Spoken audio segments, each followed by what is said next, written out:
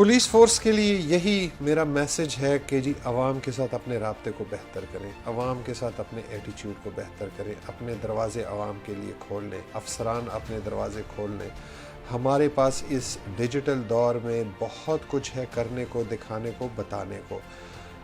आप आवाम के साथ बेहतर रवैया रखेंगे, लोगों को पता चलेगा। एक तफ्तीशी 2 टीमों को सुबह 8 बजे बुलाता है, दोनों पार्टियों को। 35 बंदा सुबह 8 बजे से लेकर रात 8 बजे तक वहाँ बैठे होते हैं और फिर कहते हैं आप कल आओ।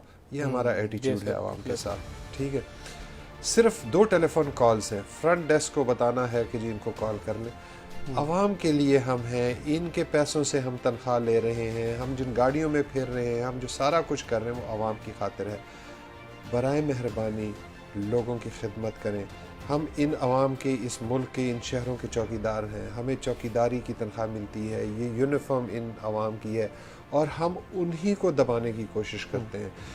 मेरा ख़्याल है कि जी हमें जराइम पेशा अनासर के साथ बहुत सख्ती से, लेकिन आवाम के साथ उतनी ही नरमी से, उतनी मोहब्बत से पेश आना चाहिए कि वो हमें दूर से देखें तो वो ये समझें कि ये मेरा कोई हमदर्द है और मैं इसके पास जाऊंगा तो मेरा मसला ये हल करेगा।